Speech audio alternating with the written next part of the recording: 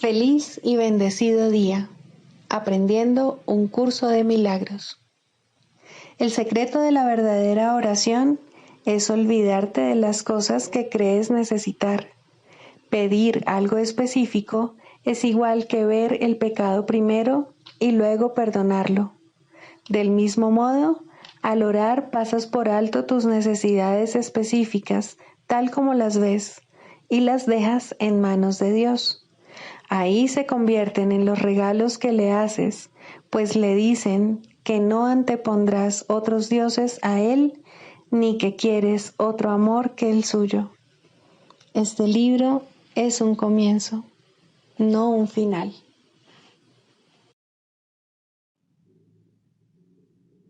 Del prefacio, que postula, párrafo 7. Solo las mentes pueden unirse realmente, y lo que Dios ha unido, ningún hombre lo puede desunir. No obstante, la verdadera unión, que nunca se perdió, solo es posible en el nivel de la mente de Cristo. El pequeño yo procura engrandecerse, obteniendo del mundo externo aceptación, posesiones y amor. El ser que Dios creó no necesita nada, está eternamente a salvo y es eternamente íntegro, amado y amoroso. Busca compartir en vez de obtener, extender en vez de proyectar. No tiene necesidades de ninguna clase y solo busca unirse a otros que, como él, son conscientes de su propia abundancia.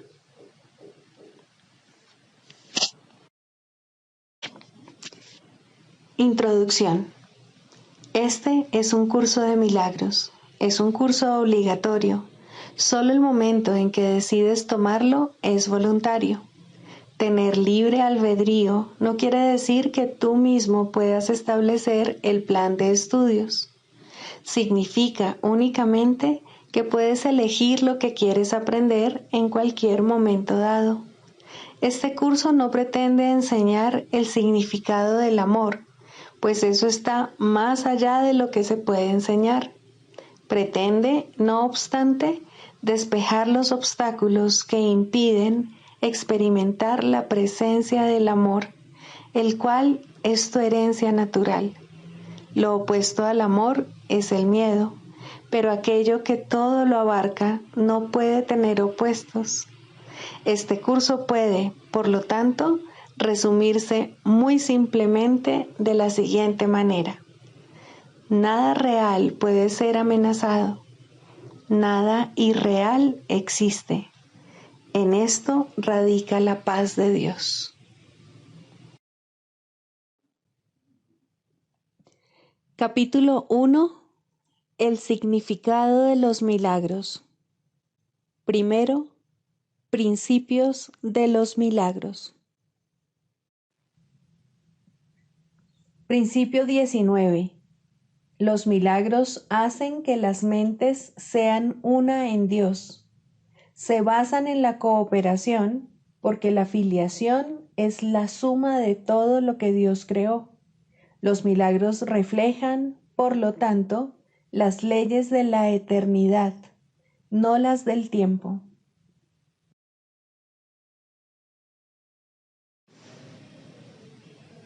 Capítulo 20. La visión de la santidad. 6. El templo del Espíritu Santo.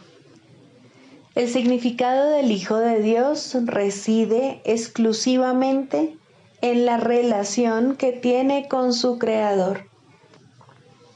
Si residiese en cualquier otra cosa, estaría basado en lo contingente, pero no hay nada más. Y este hecho es totalmente amoroso y eterno. El Hijo de Dios, no obstante, ha inventado una relación no santa entre Él y su Padre. Su verdadera relación es una de perfecta unión e ininterrumpida continuidad. La relación que Él inventó es parcial egoísta, fragmentada y llena de temor. La que su Padre creó se abarca y se extiende totalmente a sí misma. La que Él inventó es totalmente autodestructiva y se limita a sí misma. Nada puede mostrar mejor este contraste que la experiencia de ambas clases de relación, la santa y la no santa. La primera se basa en el amor y descansa sobre él serena e imperturbada. El cuerpo no se inmiscuye en ella en absoluto. Ninguna relación de la que el cuerpo forma parte está basada en el amor, sino en la idolatría. El amor desea ser conocido y completamente comprendido y compartido. No guarda secretos, ni hay nada que desee mantener aparte y oculto. Camina en la luz, sereno y con los ojos abiertos, y acoge todo con una sonrisa en sus labios y con una sinceridad tan pura y tan obvia que no podría interpretarse erróneamente. Mas los ídolos no comparten. Aceptan, pero lo que aceptan no es correspondido. Se les puede amar, pero ellos no pueden amar. No entienden lo que se les ofrece y cualquier relación en la que entran a formar deja de tener significado. El amor que se les tiene ha hecho que el amor no tenga significado. Viven en secreto, detestando la luz del sol, felices, no obstante, en la penumbra del cuerpo, donde pueden ocultarse y mantener sus secretos ocultos junto con ellos mismos. Y no tienen relaciones, pues allí no se le da la bienvenida a nadie. No le sonríen a nadie, ni ven a los que les sonríen a ellos. El amor no tiene templos sombríos donde mantener misterios en la oscuridad, ocultos de la luz del sol. No van en busca de poder, sino de relaciones. El cuerpo es el arma predilecta del ego para obtener poder mediante las relaciones que entabla. Y sus relaciones solo pueden ser profanas, pues lo que verdaderamente son, él ni siquiera lo sabe. Las desea exclusivamente como ofrendas con las que sus ídolos medran. Todo lo demás simplemente lo desecha, pues lo que ello podría ofrecerle, él no le otorga ningún valor. Al estar desamparado, el ego trata de acumular tantos cuerpos como pueda para que sirvan de altares para sus ídolos y así convertirlos en templos consagrados a sí mismos. El templo del Espíritu Santo no es un cuerpo, sino una relación. El cuerpo es una aislada mota de obscuridad, una alcoba secreta y oculta, una diminuta mancha de misterio que no tiene sentido, un recinto celosamente protegido, pero que aún así no oculta nada. Aquí es donde la relación no santa se escapa de la realidad y donde va en busca de migajas para sobrevivir. Ahí quiere arrastrar a sus hermanos a fin de mantenerlos atrapados en la idolatría. Ahí se siente a salvo, pues el amor no puede entrar. El Espíritu Santo no edifica sus templos allí donde el amor jamás podría estar. Escogería aquel que ve la faz de Cristo como su hogar, el único lugar en el universo donde ésta no se puede ver.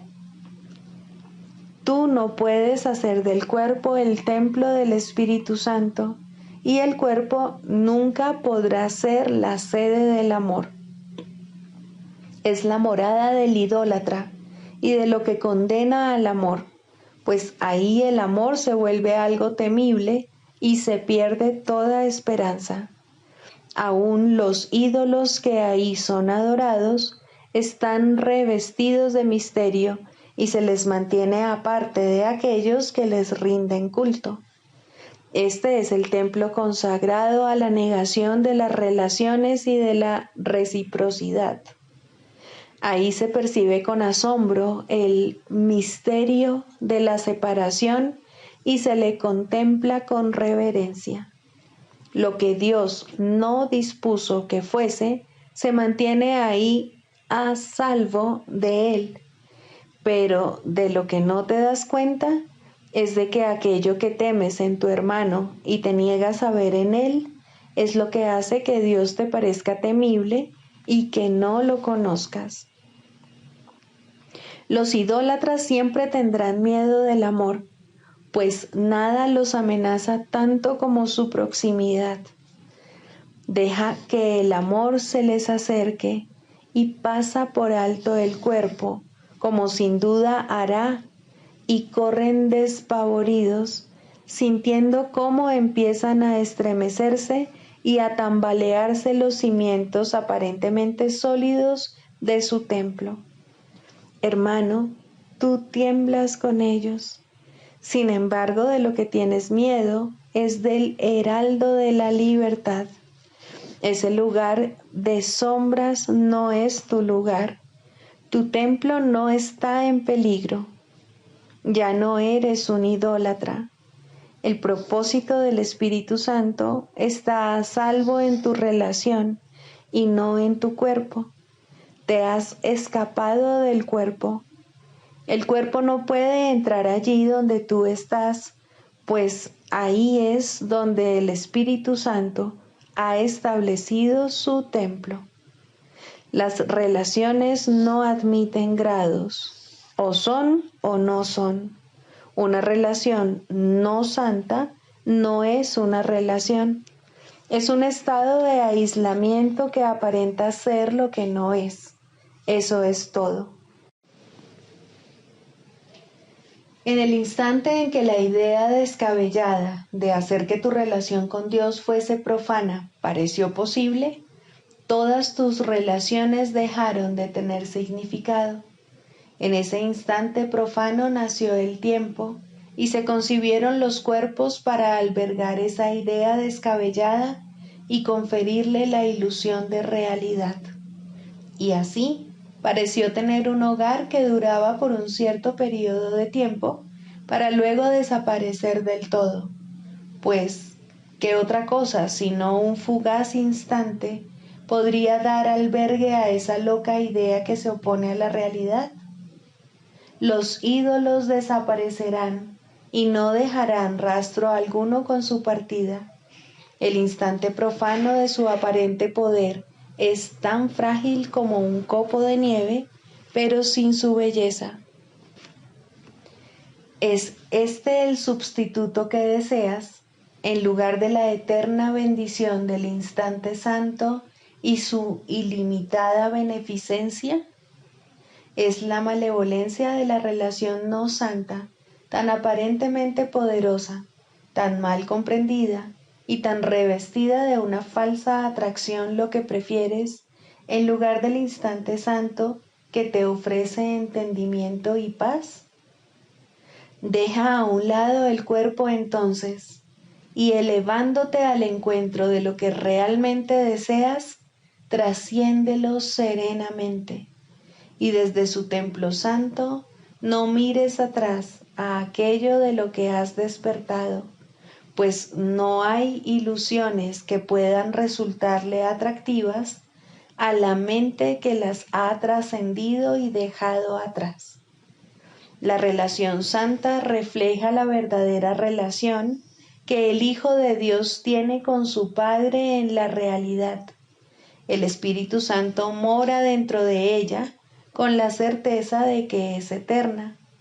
Sus firmes cimientos están eternamente sostenidos por la verdad y el amor brilla sobre ella con la dulce sonrisa y tierna bendición que le ofrece a lo que es suyo. Aquí el instante no santo se intercambia gustosamente por uno santo y de absoluta reciprocidad. He aquí tiernamente despejado el camino que conduce a las verdaderas relaciones, por el que tú y tu hermano camináis juntos, dejando atrás el cuerpo felizmente para descansar en los eternos brazos de Dios. Los brazos del amor están abiertos para recibirte y brindarte paz eterna. El cuerpo es el ídolo del ego, la creencia en el pecado hecha carne y luego proyectada afuera. Esto produce lo que parece ser una muralla de carne alrededor de la mente que la mantiene prisionera en un diminuto confín de espacio y tiempo hasta que llegue la muerte, y disponiendo de un solo instante en el que suspirar, sufrir y morir en honor de su amo. Y este instante no santo es lo que parece ser la vida, un instante de desesperación, un pequeño islote de arena seca, desprovisto de agua y sepultado en el olvido.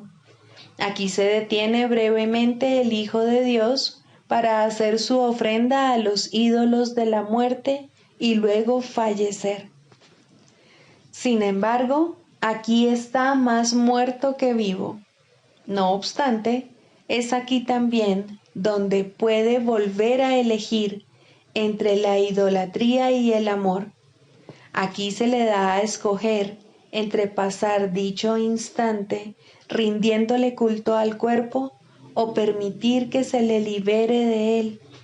Aquí puede aceptar el instante santo que se le ofrece como sustituto del instante no santo que antes había elegido. Y aquí puede finalmente darse cuenta de que las relaciones son su salvación, no su ruina. Tú que estás aprendiendo esto, puede que aún tengas miedo, pero no estás inmovilizado.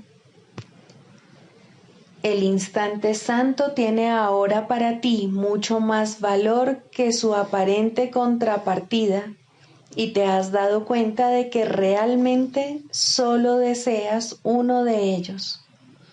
Este no es un período de tristeza, tal vez de confusión, pero no de desaliento. Tienes una verdadera relación, la cual tiene significado. Es tan similar a tu verdadera relación con Dios como lo son entre sí todas las cosas que gozan de igualdad. La idolatría pertenece al pasado y no tiene significado. Quizá aún le tienes un poco de miedo a tu hermano. Quizá te acompaña todavía una sombra del temor a Dios. Mas, ¿qué importancia tiene eso para aquellos a quienes se les ha concedido tener una verdadera relación que trasciende el cuerpo? Y se les podría privar por mucho más tiempo de contemplar la faz de Cristo, y podrían ellos seguir privándose a sí mismos por mucho más tiempo del recuerdo de la relación que tienen con su Padre y mantener la memoria de su amor fuera de su conciencia.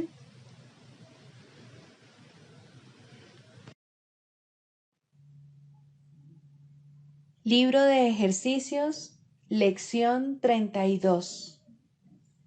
He inventado el mundo que veo. Continuamos hoy desarrollando el tema de causa y efecto.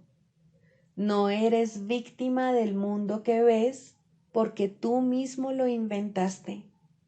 Puedes renunciar a él con la misma facilidad con la que lo construiste. Lo verás o no lo verás, tal como desees. Mientras desees verlo, lo verás. Cuando ya no lo desees ver, no estará ahí para que lo puedas ver. La idea de hoy, al igual que las anteriores, es aplicable tanto a tu mundo interno como al externo, que en realidad son lo mismo. Sin embargo, Puesto que los consideras diferentes, las sesiones de práctica de hoy tendrán una vez más dos fases. Una dedicada al mundo que ves fuera de ti y la otra al que ves en tu mente. Trata de introducir en los ejercicios de hoy el pensamiento de que ambos se encuentran en tu propia imaginación. Una vez más, comenzaremos la sesión de práctica de por la mañana y la de por la noche, repitiendo la idea de hoy 2 o 3 veces, mientras miras a tu alrededor al mundo que consideras como externo a ti. Luego cierra los ojos y mira tu mundo interno. Procura tratarlos a ambos con la mayor igualdad posible. Repite la idea de hoy sin ningún apresuramiento y tan a menudo como desees mientras observas las imágenes que tu imaginación le presenta a tu conciencia. Se recomiendan de 3 a 5 minutos para las 2 sesiones de práctica más largas, siendo 3 el mínimo requerido. Si notas que hacer los ejercicios te relaja, los puedes alargar a más de 5 minutos. Para facilitar esa relajación, escoge un momento en el que no preveas muchas distracciones y en el que te sientas razonablemente preparado. Estos ejercicios se deben seguir haciendo a sí mismo a lo largo del día, tan a menudo como sea posible. Las aplicaciones más cortas consisten en lentas repeticiones de la idea según exploras tu mundo externo o tu mundo interno. No importa cuál de ellos elijas. La idea de hoy también debe aplicarse inmediatamente a cualquier situación que te pueda perturbar. Aplícala diciéndote a ti mismo: he inventado esta situación tal como la veo.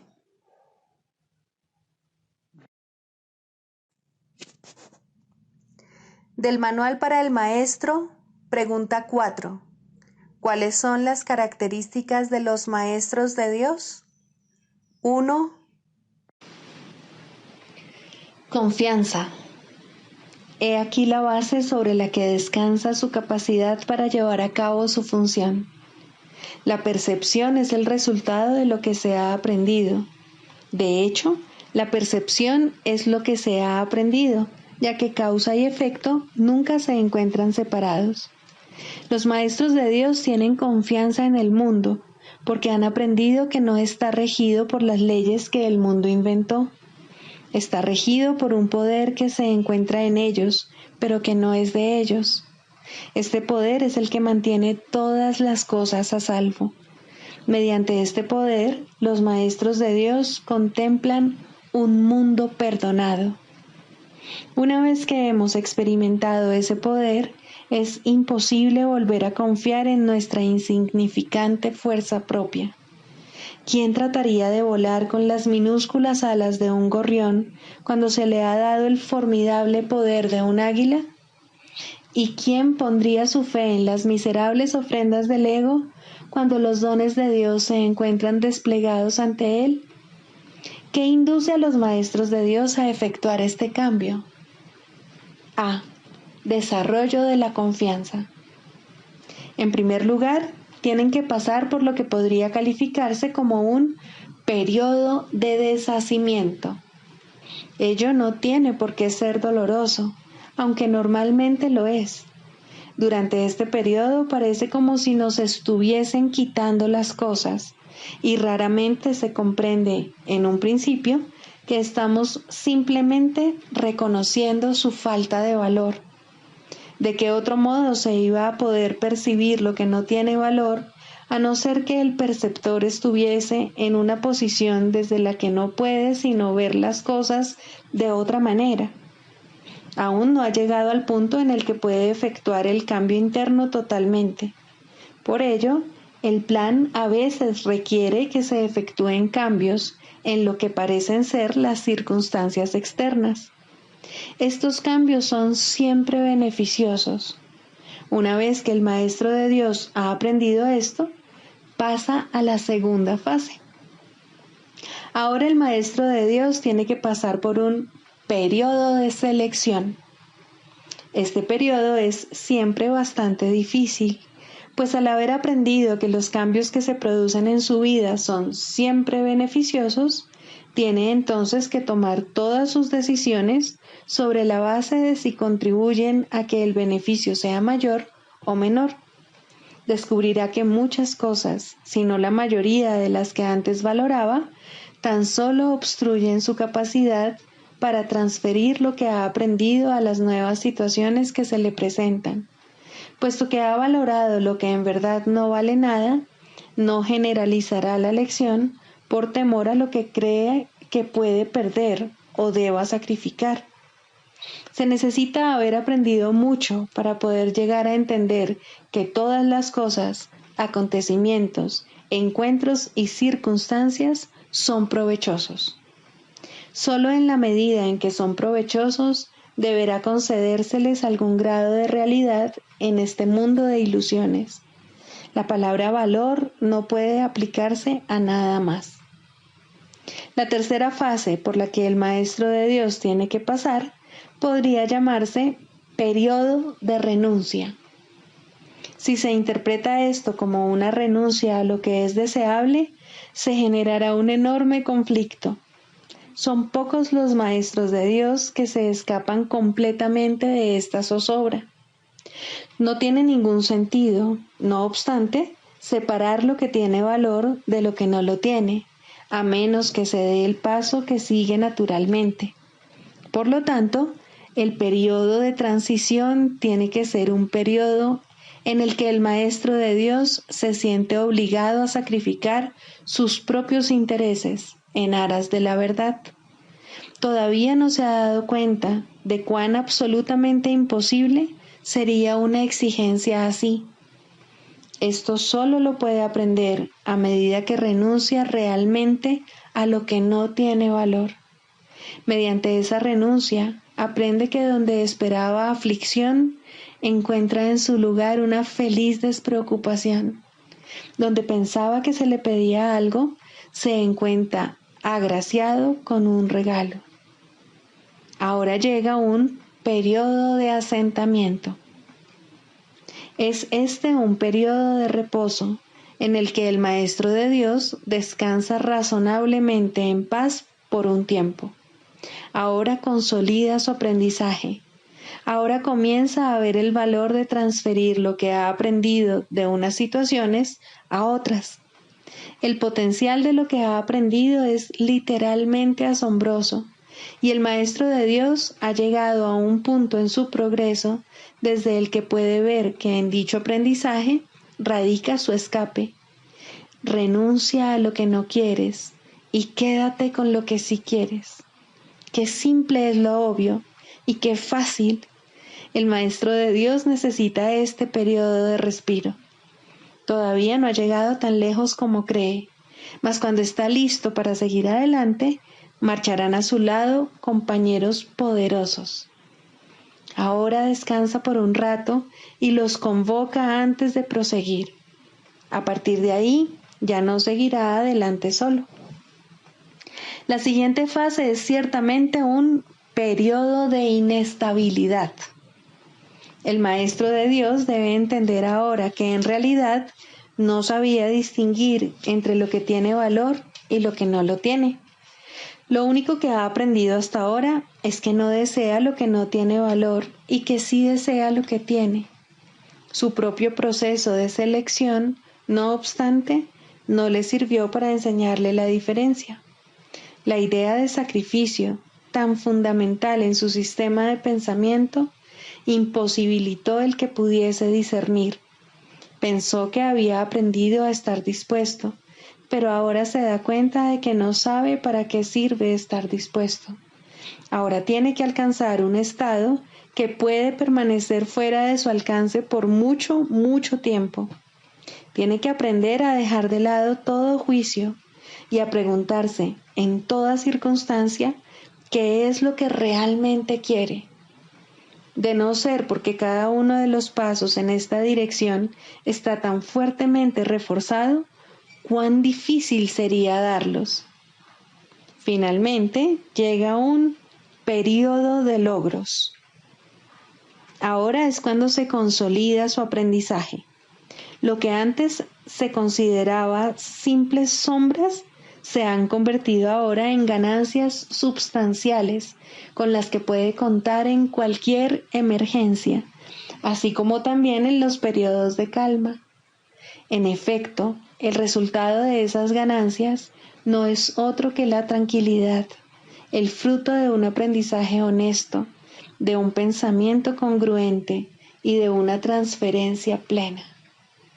Esta es la fase de la verdadera paz, pues aquí se refleja plenamente el estado celestial. A partir de ahí, el camino al cielo está libre y despejado y no presenta ninguna dificultad. En realidad ya está aquí. ¿Quién iba a querer ir a ninguna otra parte si ya goza de absoluta paz? ¿Y quién querría cambiar su tranquilidad por algo más deseable? ¿Qué podría ser más deseable?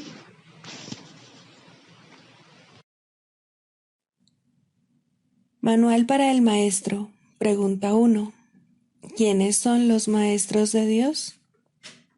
Un maestro de Dios es todo aquel que decide serlo. Sus atributos consisten únicamente en esto. De alguna manera y en algún lugar, ha elegido deliberadamente no ver sus propios intereses como algo aparte de los intereses de los demás.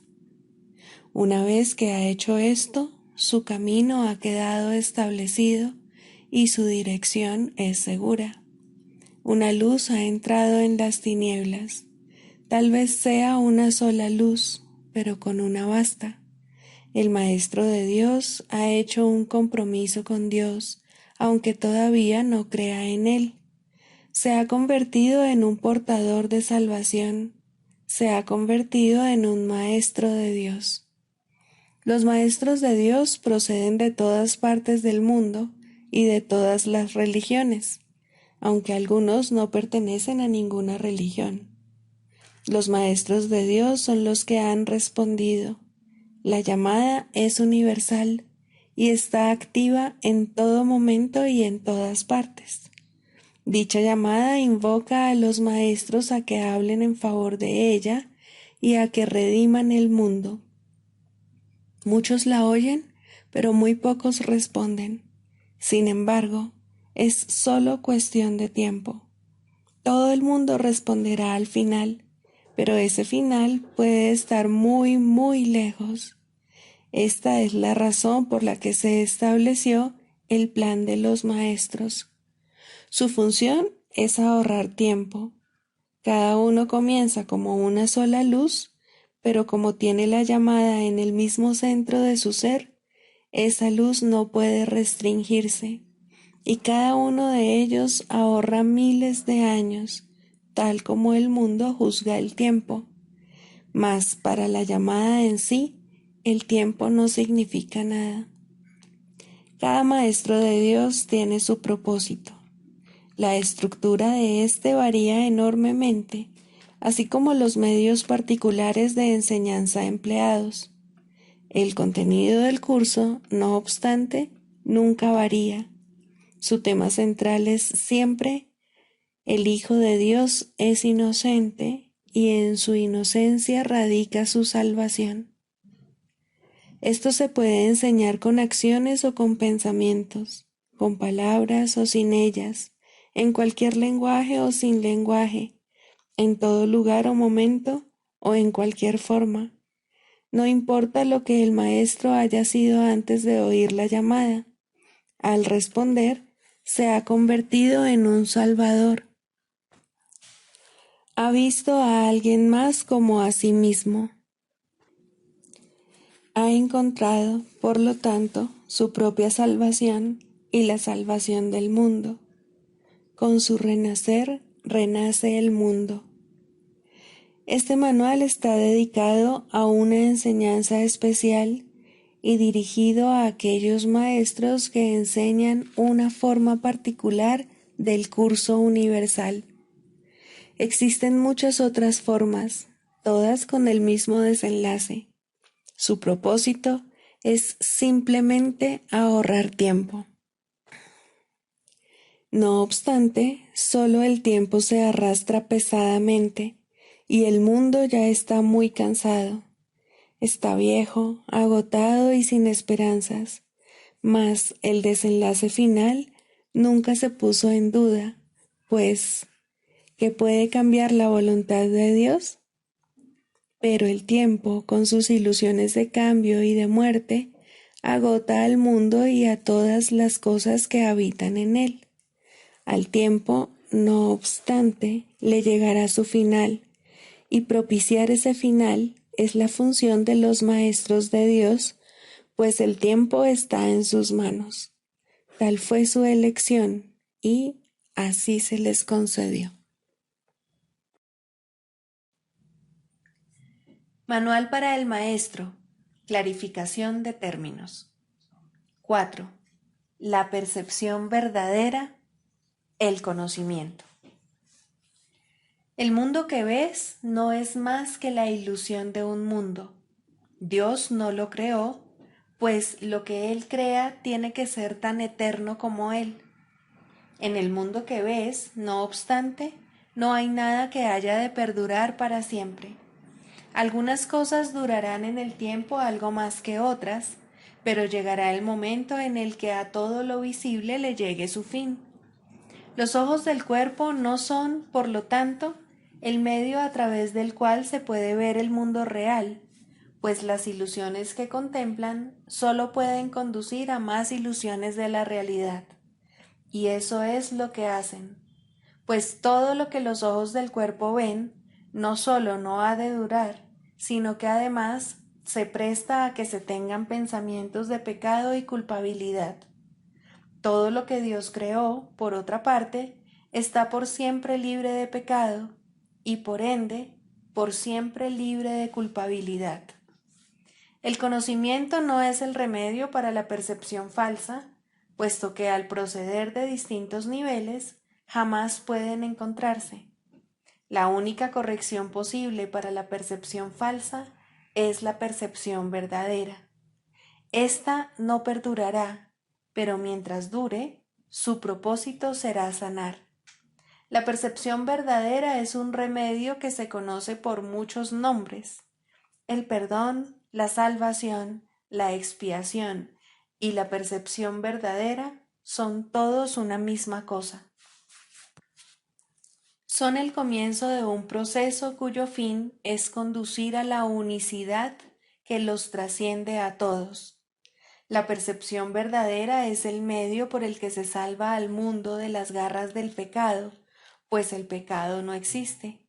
Y esto es lo que la percepción verdadera ve.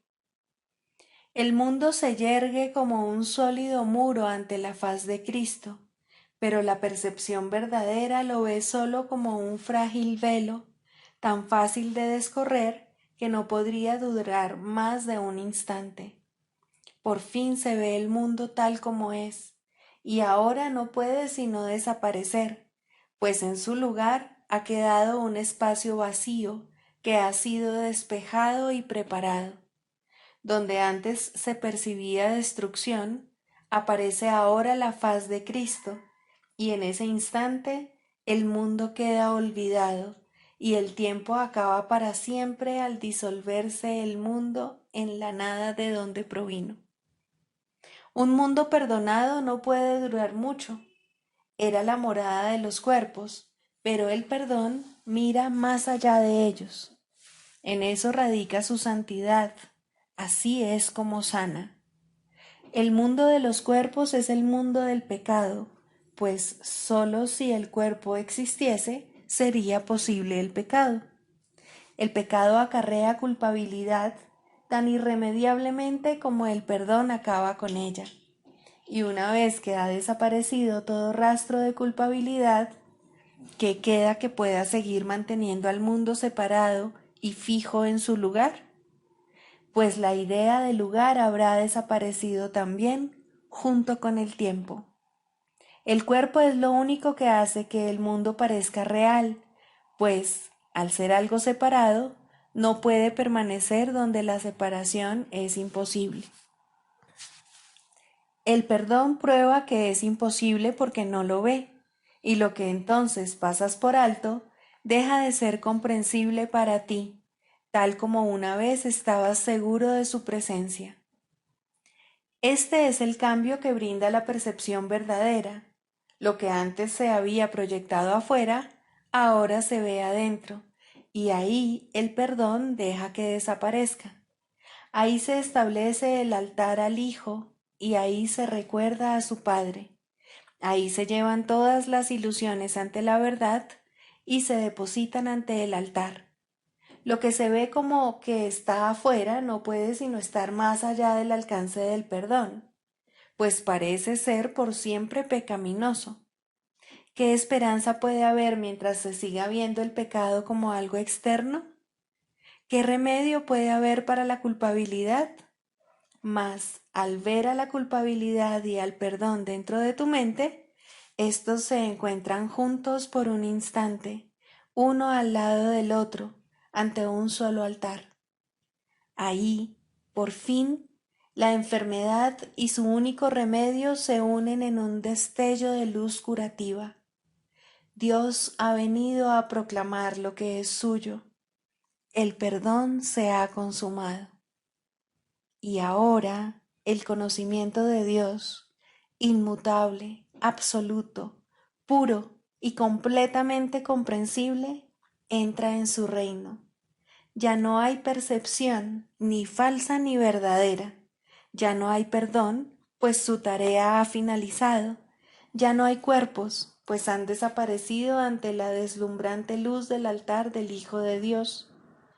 Dios sabe que ese altar es el suyo, así como el de su Hijo. Y ahí se unen, pues ahí el resplandor de la faz de Cristo ha hecho desaparecer el último instante del tiempo, y ahora la última percepción del mundo no tiene propósito ni causa, pues ahí donde el recuerdo de Dios ha llegado finalmente, no hay jornada, ni creencia en el pecado, ni paredes, ni cuerpos. Y la sombría atracción de la culpabilidad y de la muerte se extingue para siempre. Oh hermanos míos, si tan solo supierais cuánta paz os envolverá y os mantendrá a salvo, puros y amados en la mente de Dios, no haríais más que apresuraros a encontraros con Él en su altar. Santificados sean vuestros nombres y el suyo, pues se unen ahí, en ese santo lugar. Ahí Él se inclina para elevaros hasta Él, liberándoos de las ilusiones para llevaros a la santidad, liberándoos del mundo para conduciros a la eternidad, liberándoos de todo temor y devolviéndoos al amor. El proceso de la psicoterapia. Cuarto, el proceso de la enfermedad. De la misma manera en que toda terapia es psicoterapia, del mismo modo toda enfermedad es enfermedad mental. Es un juicio acerca del Hijo de Dios, y todo juicio es una actividad mental. Un juicio es una decisión que se toma una y otra vez contra la creación y su creador. Es la decisión de percibir el universo como tú lo has creado. Es decidir que la verdad puede mentir y que es una mentira. ¿Qué otra cosa, entonces, puede ser la enfermedad sino una expresión de aflicción y culpa? ¿Y por qué sollozaría a alguien si no por su inocencia? Una vez que al Hijo de Dios se le considera culpable, la enfermedad es inevitable. Es lo que ha pedido y, por ende, es lo que recibirá. Todos los que piden enfermedad se han condenado a sí mismos a buscar remedios que no los pueden ayudar, pues han depositado su fe en la enfermedad y no en la salvación. No hay nada que un cambio de mentalidad no pueda hacer, pues todas las cosas externas no son sino sombras de una decisión ya tomada. Si se cambia la decisión, ¿cómo podría su sombra no cambiar? La enfermedad no es más que la sombra de la culpa, grotesca y fea, puesto que imita la deformidad. Si una deformidad se ve como real, ¿cómo podría su sombra no ser deforme? Una vez que se ha decidido que la culpa es real, el descenso al infierno sigue paso a paso su inevitable trayectoria.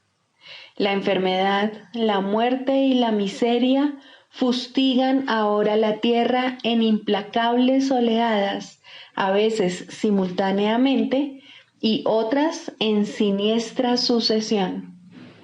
Todas estas cosas, no obstante, por muy reales que puedan parecer, son solo ilusiones. ¿Quién podría tener fe en ellas una vez que ha entendido esto? ¿Y quién podría no tener fe en ellas hasta que lo entienda? La curación es terapia o corrección, y como ya hemos dicho y volvemos a repetir, toda terapia es psicoterapia. Curar al enfermo no es sino ofrecerle este entendimiento. La palabra cura ha caído en desprestigio entre los terapeutas más respetables del mundo y con toda razón, pues ninguno de ellos puede curar y ninguno de ellos entiende lo que es la curación.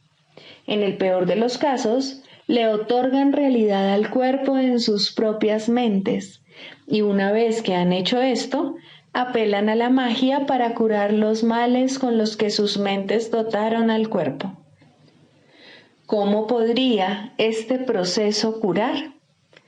Es ridículo de principio a fin, mas una vez comenzado, del mismo modo ha de concluir. Es como si Dios fuese el diablo y fuera necesario encontrarle en el mal. ¿Cómo podría haber amor ahí? ¿Y cómo podría lo enfermo curar? ¿No son acaso estas dos preguntas la misma? En el mejor de los casos, es posible que los sanadores del mundo, y el término sanadores tal vez sea cuestionable aquí, lleguen a reconocer que la mente es la fuente de la enfermedad. Pero su error estriba en la creencia de que la mente puede sanarse a sí misma. Esto tiene algún mérito en un mundo donde el concepto de grados de error tiene sentido. No obstante, sus curas siguen siendo provisionales, o bien puede que surja otra enfermedad que reemplace a la anterior, pues mientras no se comprenda el significado del amor, la muerte no se ha superado. ¿Y quién puede comprenderlo sin la palabra de Dios que Él dio al Espíritu Santo para que fuese su regalo para ti? Cualquier clase de enfermedad puede definirse como el resultado de verse a uno mismo débil, vulnerable, malvado y en peligro, y, por ende, en constante necesidad de defensa. Sin embargo, si el yo fuese realmente así, cualquier defensa sería inútil. Las defensas que se procuran, por lo tanto, no pueden sino ser mágicas. Deben superar todos los límites percibidos en uno mismo y, simultáneamente, forjar un nuevo concepto propio en el cual el antiguo no tiene cabida. En resumen, el error se acepta como real y se lidia con él mediante ilusiones. Al haberse llevado la verdad al ámbito de las ilusiones, la realidad se ha vuelto una amenaza y se percibe como algo malvado. El amor se vuelve algo temible porque la realidad es amor. De este modo se cierra el círculo contra las incursiones de la salvación. La enfermedad es, por lo tanto, un error y necesita corrección. Y tal como ya hemos subrayado, la corrección no puede tener lugar justificando el error primero y luego pasándolo por alto. Si la enfermedad fuese real, en verdad no podría pasarse por alto, pues obviar la realidad es demencia. Ese es, no obstante, el propósito de la magia, hacer que las ilusiones sean verdad mediante una percepción falsa. Esto no puede curar porque se opone a la verdad. Tal vez una ilusión de salud sustituya la ilusión de enfermedad por un breve periodo de tiempo, mas no perdurará. Las ilusiones no pueden ocultar el miedo por mucho tiempo, pues éste forma parte de ellas. Escapará y adoptará otra forma al ser la fuente de todas las ilusiones. La enfermedad es demencia porque toda enfermedad es enfermedad mental y en esto no hay grados. Una de las ilusiones que hace que la enfermedad se perciba como real es la creencia de que la enfermedad varía en intensidad, que el grado de amenaza difiere según la forma que adopte. En esto radica la base de todos los errores, pues todos ellos no son más que intentos de transigir al ver solo una pequeña parte del infierno. Esto es una burla tan ajena a Dios que por siempre ha de ser inconcebible, pero los dementes lo creen porque están locos. Un loco defiende sus ilusiones porque ve en ellas su salvación. Por lo tanto, atacará a todo aquel que trate de salvarlo de ellas al creer que está siendo atacado por él. Este curioso círculo de ataque-defensa es uno de los problemas más difíciles que debe enfrentar el psicoterapeuta. De hecho, esa es su tarea principal, la esencia de la psicoterapia. Al terapeuta se le ve como alguien que está atacando la posesión más preciada del paciente, su imagen propia. Y puesto que esta imagen se ha convertido en la seguridad del paciente, tal como él la considera, el terapeuta no puede sino ser percibido como una verdadera fuente de peligro que hay que atacar e incluso matar. El psicoterapeuta, pues, tiene una enorme responsabilidad. Debe hacer frente al ataque sin atacar y, por consiguiente, sin defenderse. Su tarea consiste en demostrar que las defensas no son necesarias y que la indefensión es fortaleza. Esta debe ser su enseñanza, si quiere que su lección sea que la cordura es seguridad. No puede hacerse suficiente hincapié en el hecho de que el demente cree que la cordura es una amenaza. Este es el corolario del pecado original. La creencia de que la culpa es real y de que está plenamente justificada. Por lo tanto, la función del psicoterapeuta consiste en enseñar que la culpa, al ser irreal, no tiene justificación ni ofrece seguridad alguna. Por consiguiente, siempre será indeseable, además de irreal. Esta única doctrina de salvación es la meta de toda terapia, pues alivia la mente de la insensata carga de culpa que tan fatigosamente arrastra, y de este modo la curación se logra. No se cura el cuerpo, simplemente se le reconoce como lo que es. Si se percibe correctamente, se puede entender su propósito. ¿Qué necesidad hay, entonces, de enfermedad? Con este único cambio, todo lo demás vendrá por añadidura. No hay necesidad de complicados cambios. No hay necesidad de largos análisis ni de discusiones o búsquedas fatigosas. La verdad es simple al ser una y la misma para todos. El canto de la oración, el perdón. Segundo, el perdón para destruir. El perdón para destruir adopta muchas formas al ser un arma del mundo de las formas. No todas son obvias y algunas se ocultan cuidadosamente bajo lo que aparenta ser caridad. Pero todas las formas que parece adoptar tienen una sola meta: separar y hacer que lo que Dios creó igual sea diferente. La diferencia resulta evidente en algunos casos, en los que la comparación intencionada no puede dejar de notarse, ni es su propósito realmente que se note. En este grupo se encuentra, en primer lugar, el caso en el que una persona mejor se digna rebajarse para salvar a un inferior de lo que en realidad ésta es.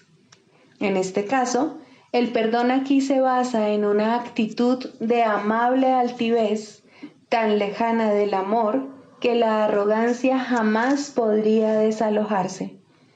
¿Quién puede perdonar y despreciar al mismo tiempo? ¿Y quién puede acusar a otro de estar inmerso en el pecado y al mismo tiempo percibirlo como el Hijo de Dios? ¿Quién puede enseñar lo que es la libertad esclavizando? En eso no hay unión, solo aflicción. Eso no es realmente misericordia. Eso es la muerte. Hay otro caso de perdón para destruir, muy parecido al anterior, si se entiende correctamente, en el que la arrogancia no se manifiesta de forma tan arrogante.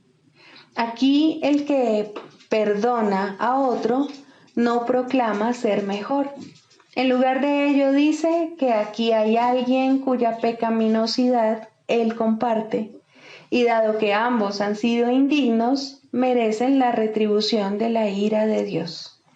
Este pensamiento puede parecer humilde e incluso inducir a una rivalidad con respecto a quién es más pecador o más culpable. Esto no es amor por la creación de Dios, ni por la santidad que es su regalo eterno.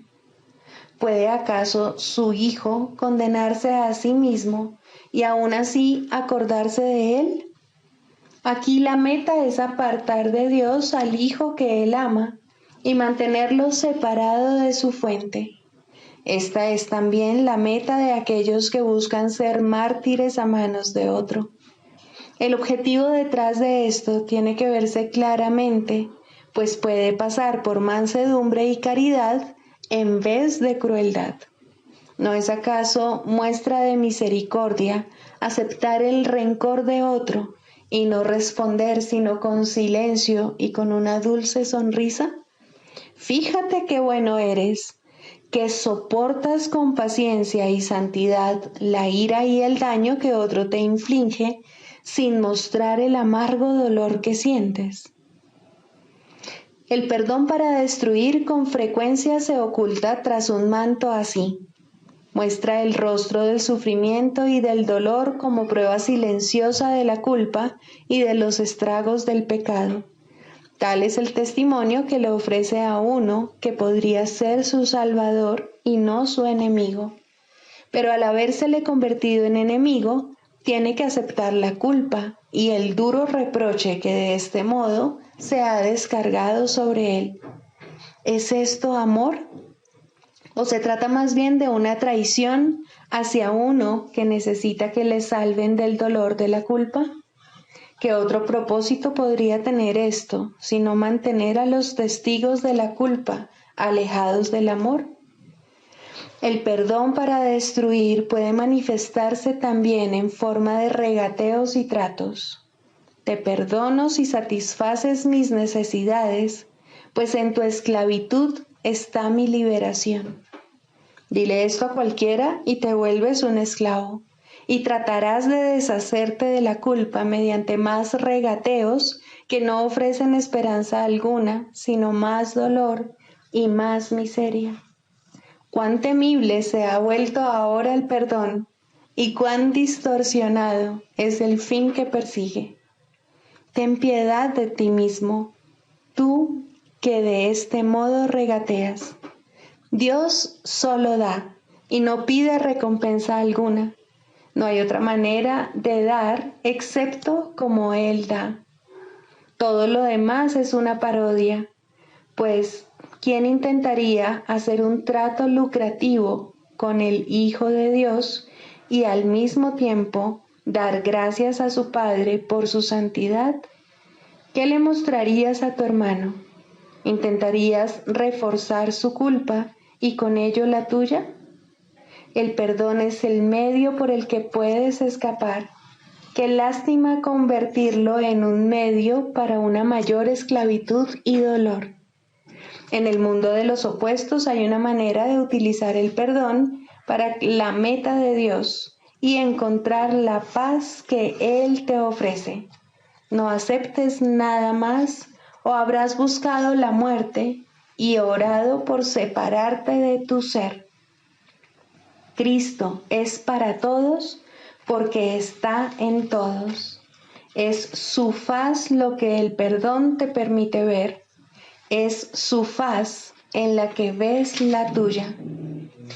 Todas las formas que el perdón adopte, que no te aparten de la ira, de la condena y de comparaciones de cualquier clase, son la muerte, pues es eso lo que sus propósitos han establecido. No te dejes engañar por ellas, sino abandónalas y deja a un lado sus despreciables y trágicas ofrendas. No quieres seguir en la esclavitud, no quieres tenerle miedo a Dios. Quieres ver la luz del sol y el resplandor del cielo refulgir sobre la faz de la tierra, redimida del pecado y en el amor de Dios. En este punto la oración es liberada junto contigo. Tus alas han quedado libres y la oración te elevará y te conducirá a tu hogar, donde Dios quiere que estés.